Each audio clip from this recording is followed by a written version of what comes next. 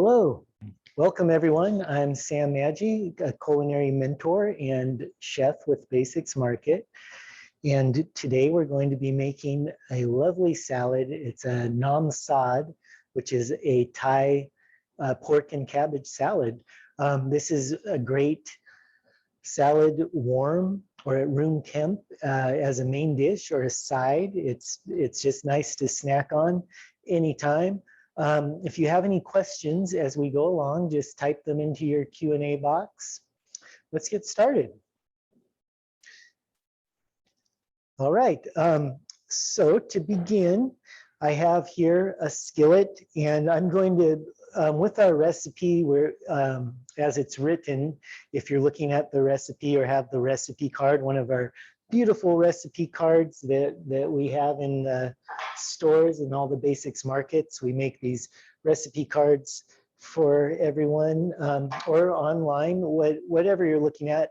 We have making the dressing first, but I'm going to just switch things up a little bit for the sake of the class, and I'm actually going to, and this is something you can do at home as well, I'm going to simultaneously get the pork going and then make the dressing while that is cooking, since I have my skillet right here and it's feeling nice and warm.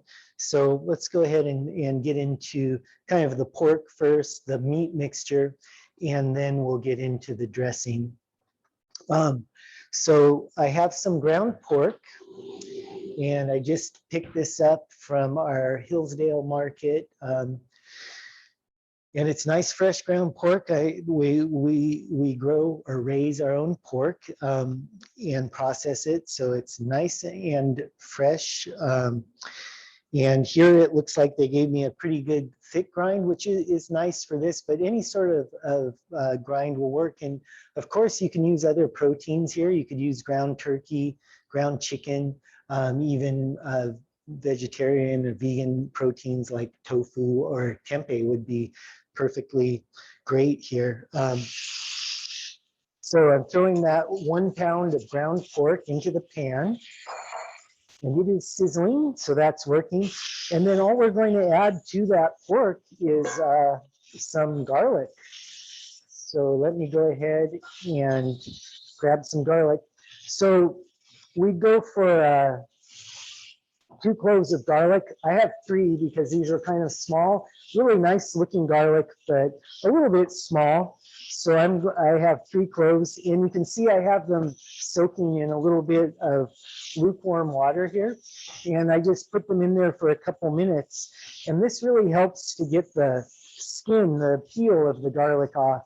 And it helps with the, you know, how sometimes garlic tends to stick to your fingers and your knife and everything. A little bit of water really helps get that garlic peel off of the garlic. So I'm just going ahead and smash that a little bit, and the peel pops right off, and the pork is sizzling away.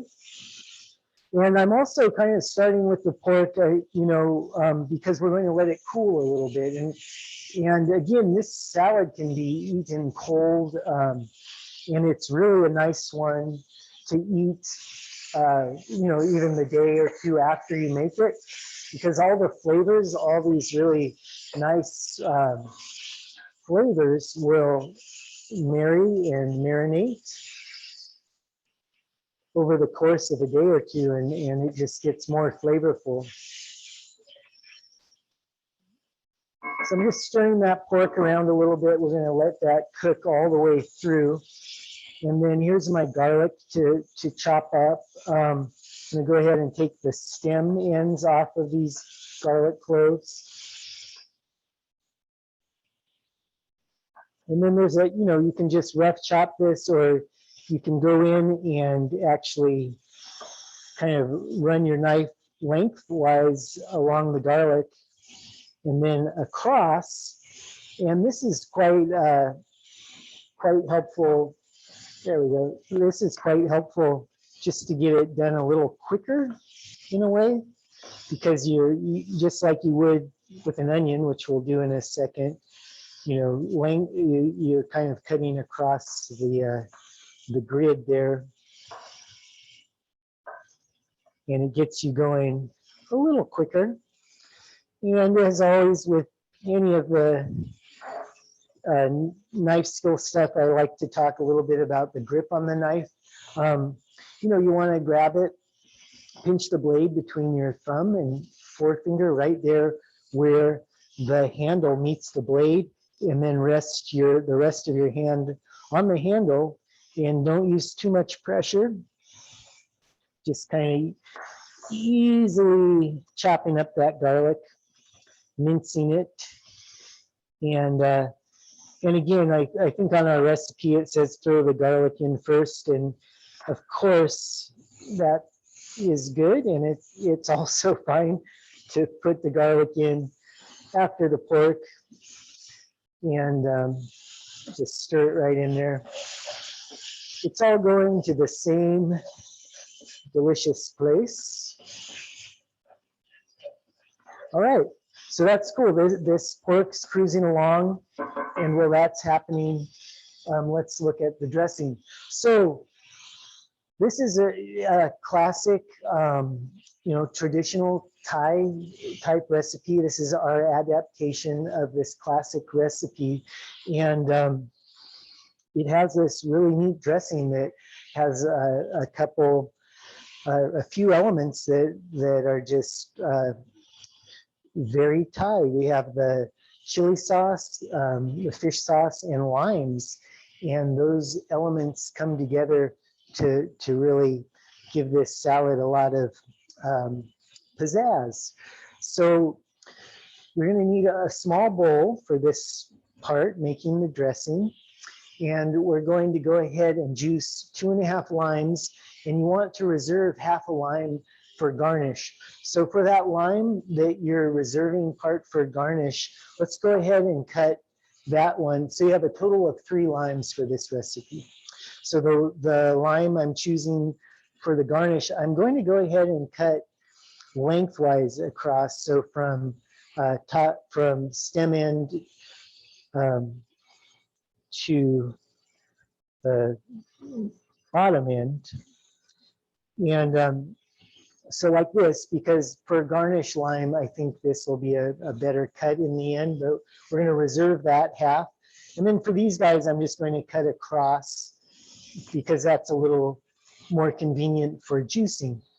And then I have here, speaking of convenient to juicing, I have here this handy dandy device available at Basics Markets. This has been a really neat thing. You know, of course you don't need it, but we all have great lemon and lime juicers attached to the ends of our arms. And these are also good for some other things as well, but they're excellent for juicing if that's all you got. But if you have one of these things, it really gets every little drop of juice out, and it doesn't make a huge mess. And it's handy for like lemons when you have seeds, because it catches the seeds in here. So it's a fun tool, but not necessary, of course. And we'll put in that kind of odd one that we chopped for the garnish, the other half. All right, so there's 2.5 limes worth of juice in a small medium bowl there. And our pork is sizzling along. So yeah, this works out pretty nice, kind of doing the dressing and your pork simultaneously. Makes things a little more exciting, right? Because you've got a couple things going on, and anything could happen. So it's like walking the tightrope, the Namsad tightrope. And maybe we had a question? Yes, Chef Sam, Daniel would like to know, is this dish also known as larb? It seems very familiar. Oh yeah, so that Daniel, this is a lot like larb, and that's kind of how I was inspired to follow up on this dish. It was what I was thinking of. We wanted to do something with ground pork because we are raising pork. with the Basics Market Group and selling it in our stores. So we wanted to come up with a nice kind of salad with pork and so I was thinking, well, you know, there's all these Thai salads that have some ground meat in it. And larb, I believe larb is usually made with beef, but it is a real similar setup. And you could make this salad with beef for that matter.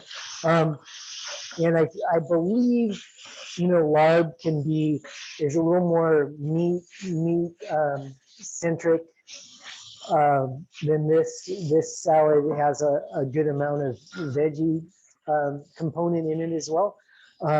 But yeah, similar kind of deal. Yeah. But you know, a little different in the dressing and seasoning, and of course we're using the pork here. Okay, so we have our pork going. Oh yeah, and with the pork, you notice I did not add any oil. I have the oil here, and so if you have a real lean ground pork, you know, add a half tablespoon or so, just a little bit of oil to coat your pan before you start. I have a really well-seasoned pan here. And also the pork, I noticed, had plenty of fat with it, so I knew it wasn't going to stick much. So I didn't put the oil in there because we don't really need extra oil as we're going to be draining all of that oil out anyway. So next, let's go ahead and look at the ginger. So I've got a nice piece of ginger root here, and we're going to need about 2 tablespoons and just going in here. And so with ginger, one neat way to peel the ginger is with a spoon, and you want just like the cheapest, thinnest kind of spoon you've got. And I found this spoon, and this spoon would be dangerous to eat with. Actually, it's got kind of a serrated edge for some reason, and I don't know what the deal is there, but it's great for peeling garlic, I bet. Let's find out. Yeah, so the neat thing with peeling with the spoon, I mean, sorry, not garlic, ginger. I'm looking at garlic cooking and thinking about garlic because this is coming together.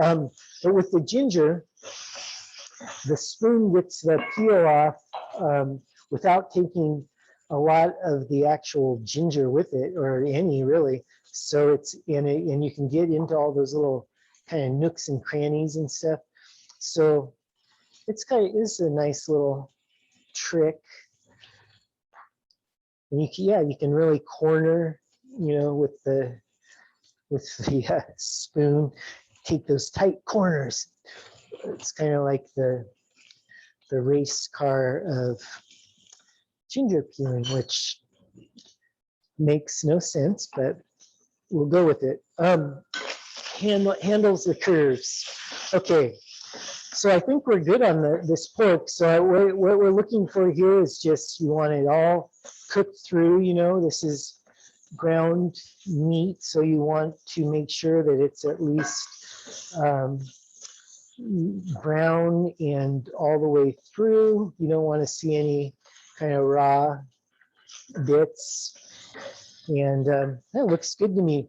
So what I like to do at this point is we're going to go into the cooling phase, and I'm just going to put all the meat to one side of the pan, and then I'm going to go ahead and get myself a little device, and here's a little bowl, and I'm just going to kind of tilt the pan up, and I think this will hold.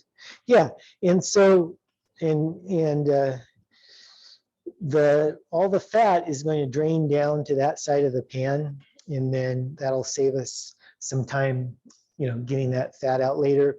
And this will also help kind of just cool that pork down a little bit. All right, let's look at our ginger knob here. So we're going to grate this ginger. We want about 2 tablespoons of ginger. So let's see what that looks like. While So, you're doing that, Chef Sam, yeah. sorry, we got a couple of good questions here. Yeah. Can you use ground ginger if you don't happen to have fresh? Is one question. All And right. another question was, could you use shredded chicken instead of the ground meat in the recipe? Yeah, let's start with the chicken. Yeah, sure. And I imagine that would be, cooked shredded chicken. And if you have some leftover, chicken you want to shred into this, I think that would be really good. Yeah, really any sort of protein that you fold into this mixture, it'll be nice. I don't think you can really go wrong there.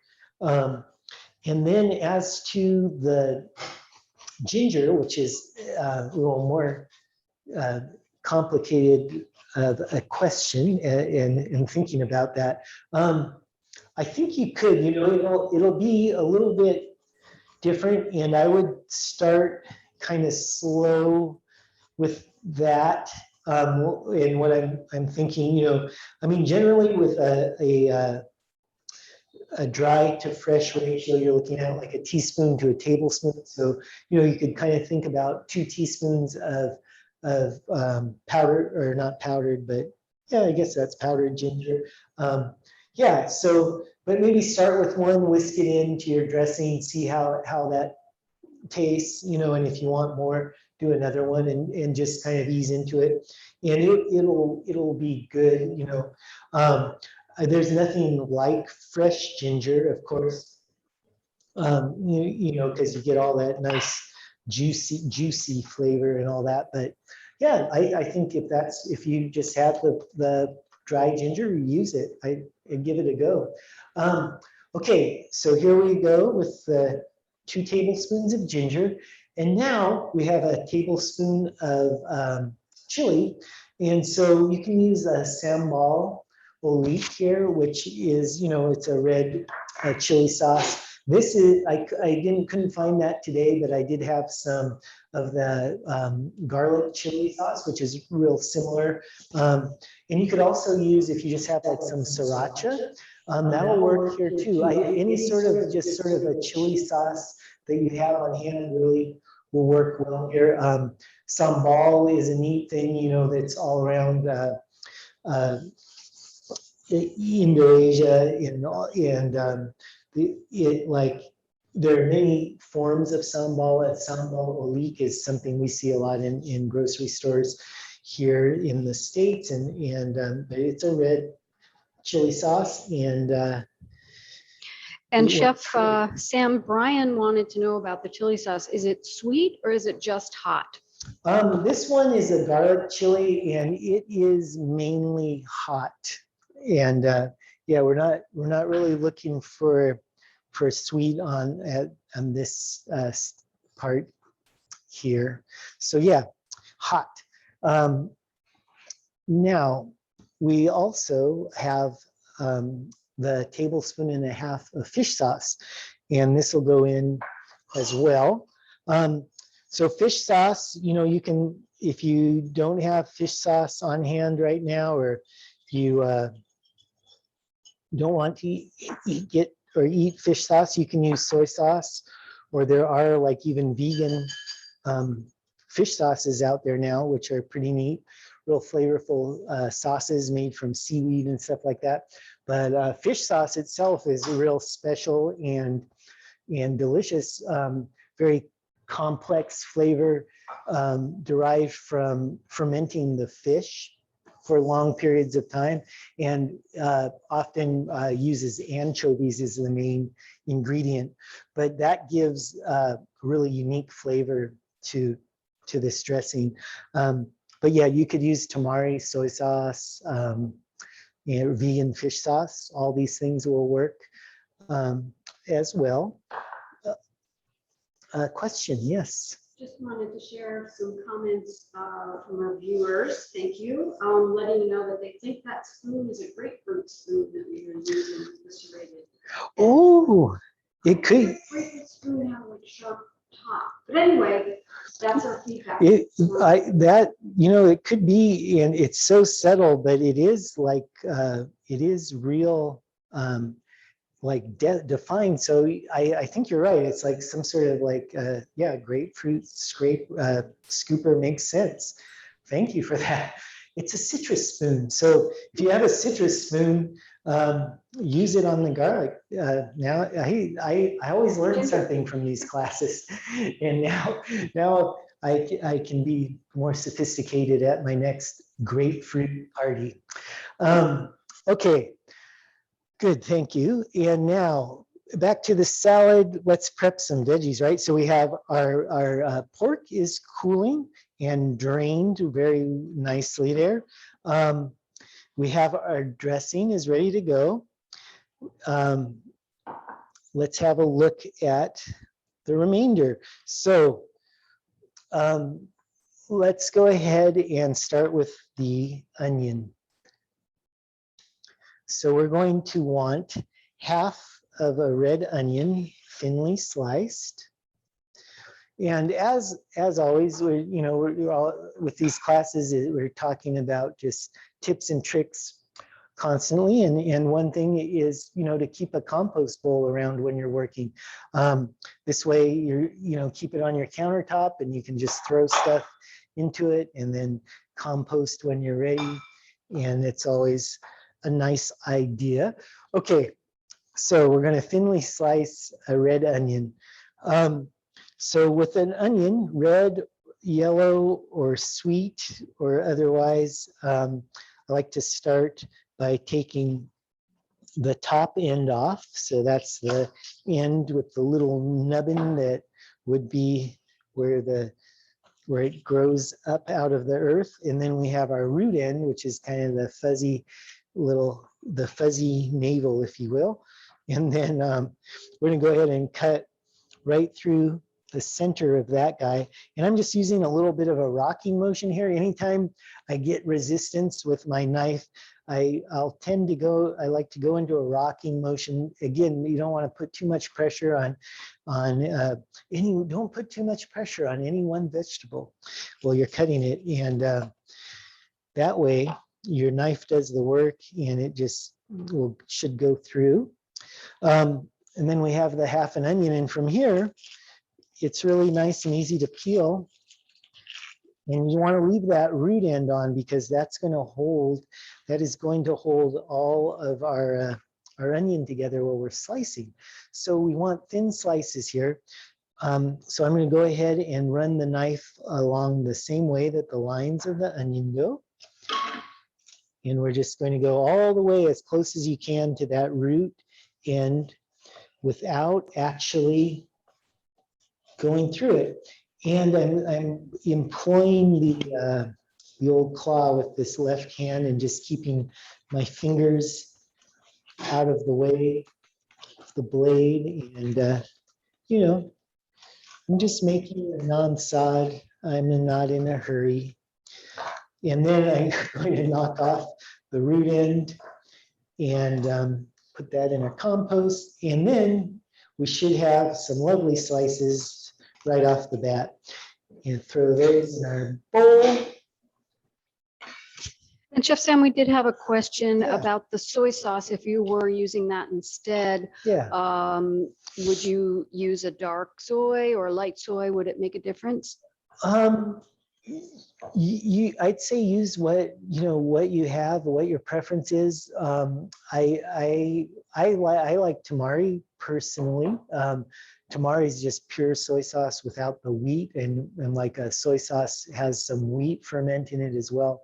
And to me, the tamari is just a little more of a rounded flavor. I like all the soy sauce variants, but the soy sauce tends to be a little sharper. So and also just for gluten-free purposes, a tamari doesn't have gluten. But as far as light, dark, I think it's just kind of, your preference and what you've got. They'd both be delicious. I think that you can use either. So I have a couple carrots here, and I've just peeled them, and now I'm going to grate them. And I'm just using a box grater, just like you use for grating cheese. And go ahead and grate a couple carrots. And yeah, as I mentioned before, this salad is really nice after it sits for a little bit and chills and kind of marinates. So it's a good one. You could make ahead and then take it, on an outing or for your lunch to work or what have you, and you'd be in good shape. And Chef Sam and I just wanted to say thank you to Alice. She sent us some pictures of the recipes that she's made, that she's learned in class, and it was really, really fun to see those. And we just wanted to say thank you to Alice, and to everybody else. Please email us, send us pictures, let us know how it turned out. We're just really so happy to have everybody here. So thank you, Alice. Yeah, and Alice, I think you mentioned you might be with us this evening. Alice, are you out there? I feel your presence. Yeah, that was really cool. I like what you did.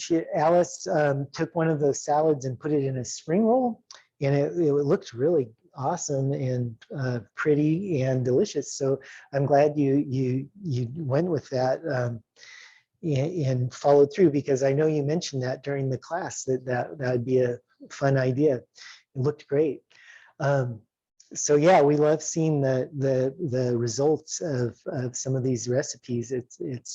It's always interesting and awesome. Okay, so here's a giant cabbage. So our recipe calls for about half a pound of cabbage. This is about a 2-pounder. Cabbages like this guy here, this is more towards a 1-pound cabbage by the time you want to peel off a couple of the outer leaves. So you can kind of weigh your cabbage when you're buying it or guesstimate, but you want about a pound, or I'm sorry, a half a pound. So with this big cabbage, I might use a quarter, maybe a little more. But I'm going to go ahead and cut it in half first. And then from here, we have the core of the cabbage here, and we can pop the core right out. And that's the core. And then you're left with all this usable cabbage. So for that half a pound to 3/4 of a pound, and I'm going to tend towards more like 3/4 of a pound. So I think this is a pretty good wedge there. And I can always add more if I'm like feeling I want more cabbage ratio to the carrot and the meat and the onion and so forth. So you can, do as you will there, but somewhere between a half to 3/4 pound of cabbage. So you have the cabbage like so, and now we just want to slice it thinly. So I'm going to go ahead and with this one, sort of cut across and just get some nice thin slices. And you could, if you're into if you're into food processors, you could probably do this with your food processor. But a lot of times, like with the machines, it's almost quicker by the time you set it up and use it and then wash it. You might as well just use a knife, I sometimes feel. But if you are so inclined, you could definitely use a robot to do your bidding here. Okay, so there we go. There's some shredded type cabbage or sliced thin, whatever you would like to call it. And we're going to put that in the bowl. Chef Sam, could you use red cabbage in this recipe? Red cabbage, yes, you could. You could use red cabbage. You could use purple cabbage. I guess that's kind of the same, right? But any hue of cabbage. The green cabbage will tend to, it has a little a little bit of a lighter flavor in general. Maybe it's just my imagination. Like I see the red cabbage, I'm like, wow, this really tastes like cabbagey. But I believe the green cabbage is just a little milder. But yeah, again, you could use green and red cabbage and really make it a festival of cabbage. And that would be really neat. Okay, so I think we've got all the guys in there, all the cilantro. So, cilantro is going to be very nice in this. And with the cilantro, you're going to want about half a bunch. And I'm just going to check real quick if this got washed yet. Oh, very good. Thank you. So in washing the cilantro, just for good tip for washing cilantro or parsley, if you go into your sink and you have a big bowl and then just run cold water, fill up that bowl and place your cilantro or your parsley in there and give it this sort of action, and then any dirt will come out and sink to the bottom of that bowl, and you'll get it nicely cleansed cilantro or parsley. And then with this, you're just going to kind of shave the leaves off of the stem. And we sometimes talk about with cilantro, the stem is actually really tasty and it tastes just like the leaf, whereas with parsley, you kind of avoid the stem a little bit because it's a little bit bitter, but it's okay to have a little bit of stem in the cilantro. And often I'll use the stems like for a green sauce, almost like a pesto or like just kind of a nice green chili sauce, something. I don't know. The stems are sort of useful.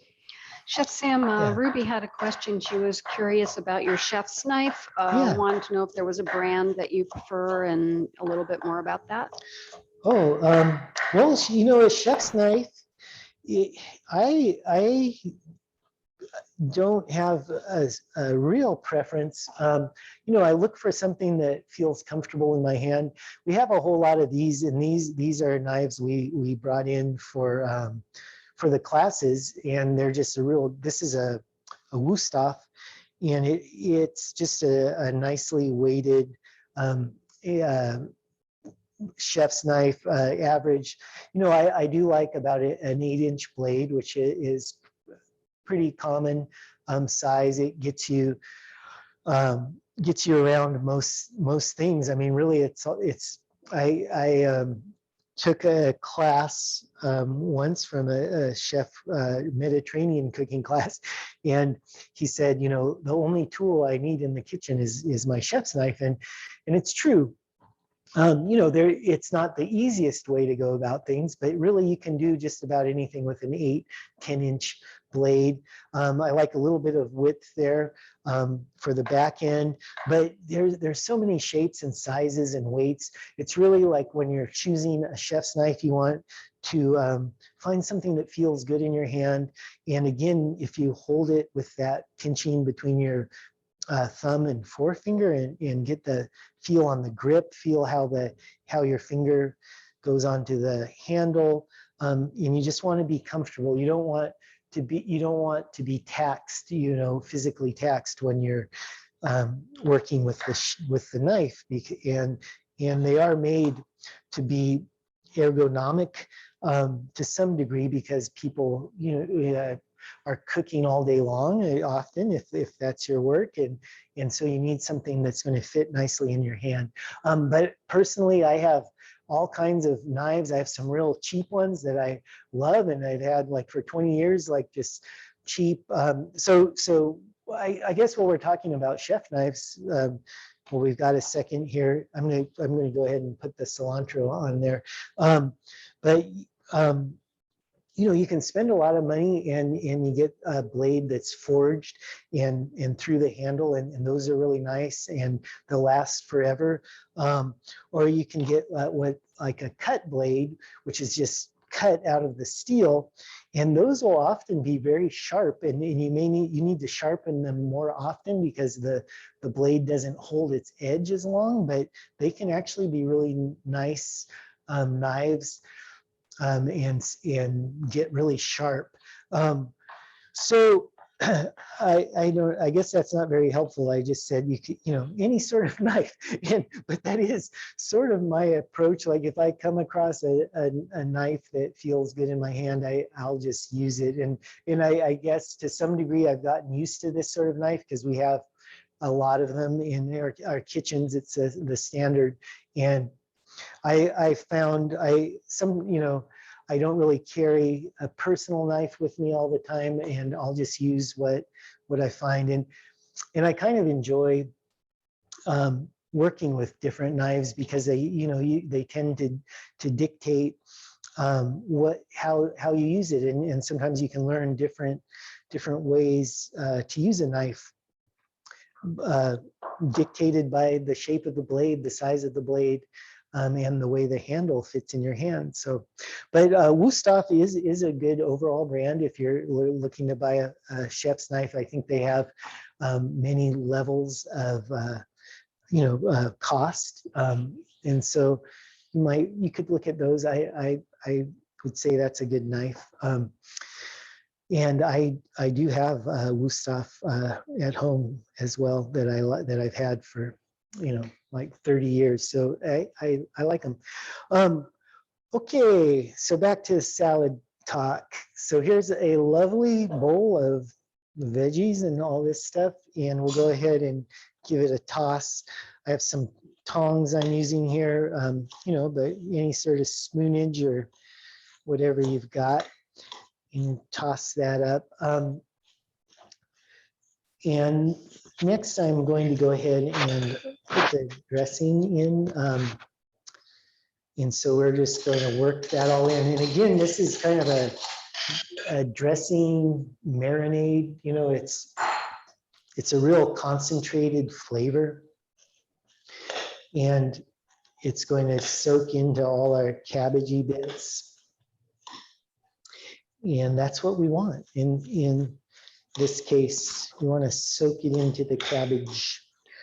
And then, oh yeah, a Chef question. Sam, Yeah. once the salad's assembled, how long will it hold? Would you put it all together? Let's say if you're going to make it and serve it the next day, or would you keep the meat separate? What would you recommend? Oh, I would just put it all together because again, you want the meat to marinate as well, and it's going to be nice in there. So yeah, if you're doing this the next day, I'd go ahead and just put it all together. Really, again, you want all this stuff to marinate, and it's good right off the bat. I mean, I'm not saying you have to marinate it, and you might eat it immediately, and that is great. It is, the concept here is a really good fresh salad that's real quick to make. It's neat. There are, I think Daniel mentioned earlier about the larb, and there's just this whole tradition of substantial kind of cool salads, salads which are eaten cool, room temperature, in regions that are warmer, because you might want a substantial meal, but you don't want to cause a lot of heat by cooking, and this kind of salad really fits the bill there. Okay, so here I have a slotted spoon, and even though our pork is well drained, I'm still using the slotted spoon just in case there's a little bit of extra fat in there, but I think we got it pretty good. And of course, that little bit of fat is flavor, as we all know.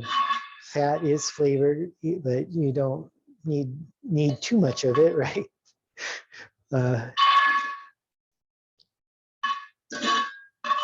But yeah, so as far as adding the meat in, before you serve it, even if you're holding it, you remember we didn't really season the meat at all. It's just, it's just the garlic on with the meat. And so we're relying on the fish sauce for the sodium here.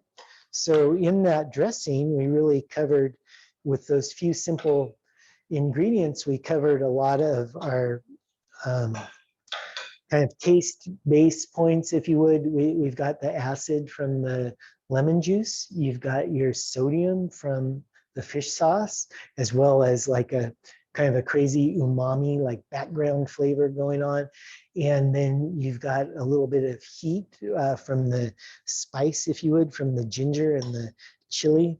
And also these chili sauces will often have a little bit of vinegar in them as well. And so that'll also kick in for your acid. So yeah, there's a plenty going on there with just those few ingredients. Okay, well, we're getting really close. I mean, that's definitely edible. And now it's just a matter of plating. And so we have our half a lime left. And yeah, and then, right. And I was getting to the peanuts, but my producer here thought I forgot. But thank you. That's why I set the peanuts right here so I wouldn't forget. But thank you so much. Yeah, so we are going to add peanuts. But first, I wanted to look at just cutting the garnish for the lime. So we have that half a lime there, and oh yeah, so the peanuts, though, to get back to that, I was kind of waiting just because I'm going to maybe reserve a little bit for sprinkling. I've got this plate here and I've got this big salad. And so I was going to plate, and this is something you can do as well, because you have a large amount of salad here, right? So you might want to serve some and then reserve some for the next day or something like that. And so in that case, you can think of the peanuts a little bit as a garnish if you want to hold those back. But also you can just mix them right in, and that's good too. That works. Okay, so the lime. So for this, I'm going to go ahead and I'm going to cut off the either end. And this is sort of a good cut for any sort of like lemon lime garnish. And I'm going to go ahead and I think I'll do 4 out of the half, right? And then you can, from there, you've got your 4 slices, and you can go ahead and cut the little bit of white stuff off of here.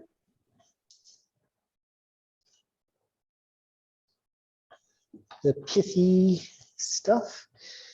And then you have some nice wedges to serve with your salad, and then the peanuts. So I think what we'll do is we will mix most of them in there. I'm just going to reserve a little bit to sprinkle on top. But again, it's good to get them in there because that'll be nicely seasoned as well. And with the peanuts, we do call for unsalted. Sometimes it's hard to find unsalted, so lightly salted is good, or even salted. It's not going to have a drastic effect on your overall salad, but just if it's nice to keep your sodium down. And then also when you're putting together a dish, it's sometimes good to go with unsalted, like unsalted butter or whatever, when you're cooking, because then you have control of the sodium level a little better. Okay, so here we go. There's a nice dish, and we'll just final little toss and put the salad. So here I was, talking a lot and all that, but you're just putting this together at home. You could see how this could go fairly quickly, right? And really the only cooking is that cooking of the pork. And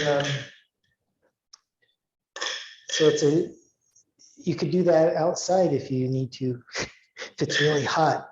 You don't have to heat up your house. So I'm gonna put most of it on the, well, shucks, I guess it'll all fit. I was thinking that it wouldn't all fit, but really that's a nice size platter for this amount of salad. They'll like it. And then we've got our little lime wedges. Just put those on the corners, the four corners. And then what I had in mind for those peanuts is to top a little bit of salad that I shall venture to eat. So I have my salad, I have a lime, and I'll go ahead and drop a few extra peanuts for garnish. Also, why not? Why stop there? Put a couple sprigs of cilantro, and then it looks kind of pretty. And you know, cilantro is yummy, so that's good. And let's have a taste. Oh, well, first I'll taste it without squeezing the lime.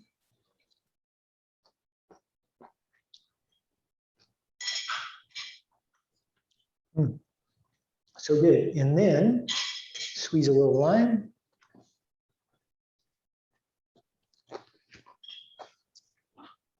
Even better. Really nice salad. Really crunchy, savory, overall delightful. So I hope you are able to make this, or you're making it right now, or you just finished making it and you're eating it. Any of those things will be great. Send a picture if you would like of your creation. Any comments you can get to us at letscook@basicsmarket.com. We look forward to seeing you in the markets.